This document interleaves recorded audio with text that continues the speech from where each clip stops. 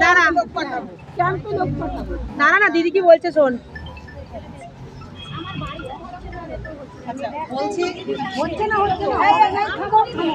বলছি এখানে ভেতরে কি কথা হয়েছে সেটা দুজন রেখেছে বাঁকুড়া থেকে যে ছিল, এবং সে ভেতরেও রীতিমতো মানে বলতে কি ইমোশনালি ক্ষোভে জ্বালায় যন্ত্রণায় কেঁদে ফেলেছে।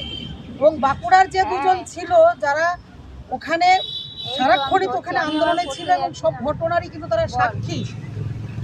আজকে স্বাস্থ্যমন্ত্রী তথা স্বাস্থ্য ভবন তথা সরকার গতকালকে একটা ঘটনা ঘটে গেছে আর আজকেই ডেকেছে, এটা কিন্তু এটা একটা সিগনিফিকেন্ট ঘটনা।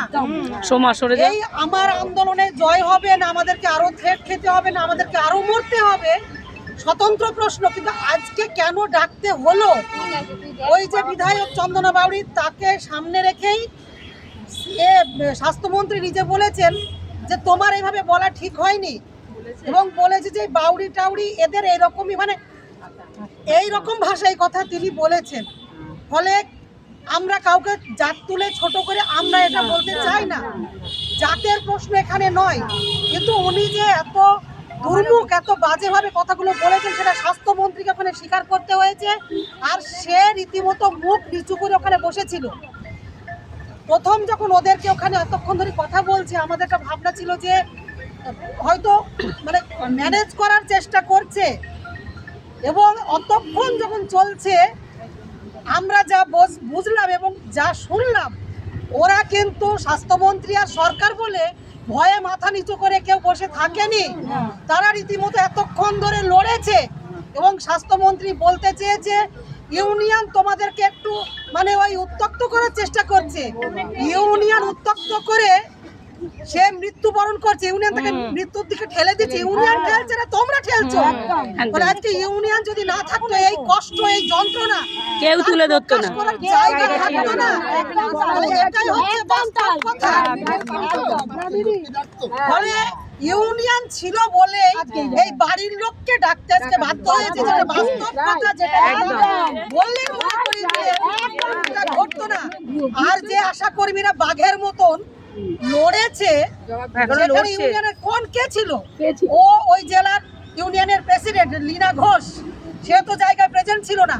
কোন জ্বালায় কোন মানে ক্ষোভে কিভাবে আগুনের মতন ফেটে পড়েছে। ইউনিয়ন করে এই লড়াইটা যে কোনো অন্যায়ে তোমাকে লড়াইয়ে তাকে সেই মনের জোর বাড়াতে হবে, না হলে আমাদেরকে পড়ে পড়ে মার খেতে হবে।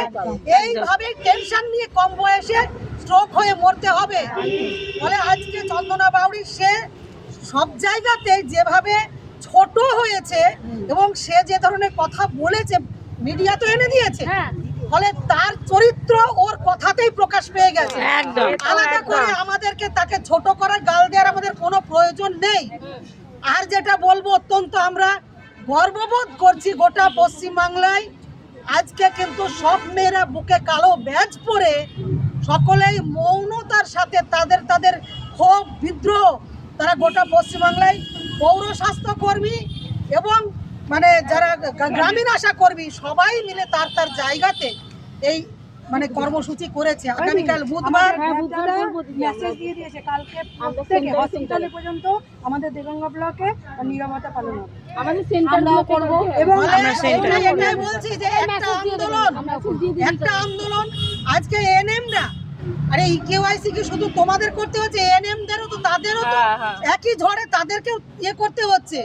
ফলে আজকে একজন এএনএমও ছিলেন, শেষে যে স্বাস্থ্যমন্ত্রী বলতে বাধ্য হলেন যে তোমরা ঠিক আছে বাড়ি গিয়েও কিছু কিছু করবে, বাড়ি গিয়েও না বাড়িতেও ডেকে নেবে, বাড়িতে তাহলে এই কথা তো আগেই স্বাস্থ্য ভবন বলেছে। আজকে সেটা হচ্ছিল না বলে আজকে উনি সন্ধ্যেবেলায় বলেছেন আমি একটা ভিডিও বার্তা করে বলে দেব, এই কথার পরিপ্রেক্ষিতে ভিডিও বার্তা করে বলে দেবেন বলেছেন।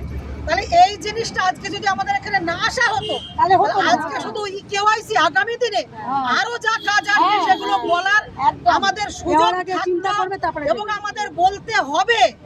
এর সঙ্গে যেটা আমি বলতে চাই, উনারা মানে ইউনিয়নের সঙ্গে তো আজ কথা বলবো না, আজ তো ইউনিয়নের সঙ্গে বসার জন্য আমরা আসেনি।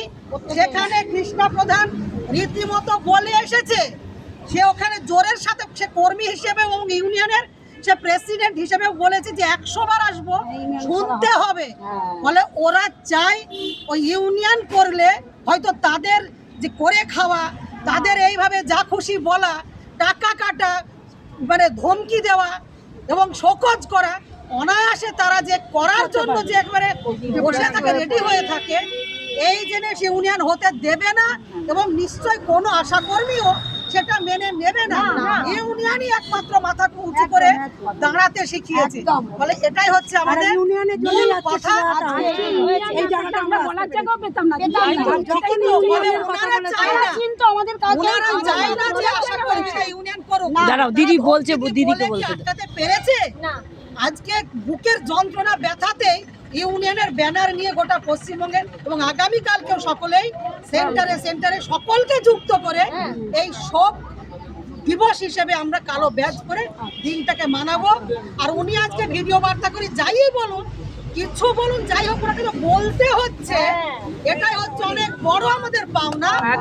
আর আমাদের আজকে এখানে উপস্থিত আছেন এআইইউটিউসির সহ সভাপতি এবং আমাদের ফেডারেশনের উপদেষ্টা আরেকজন উপস্থিত আছেন, রুনা পুরকায়েত, পশ্চিমবঙ্গ পৌরস্বাস্থ্য কর্মী কন্ট্রাকচুয়াল ইউনিয়নের ও প্রেসিডেন্ট। অমিতা দি, আপনি সরে যান, গাড়ি ধাক্কা দিয়ে চলে যাবে। তোমরা যেহেতু বলেছিলে এবং আমাদের একটা পরিকল্পনা ছিল, তোমরা যারা এসছো 1 মিনিট নিরাপত্তা পালন করে আমরা এখান থেকে যাবো।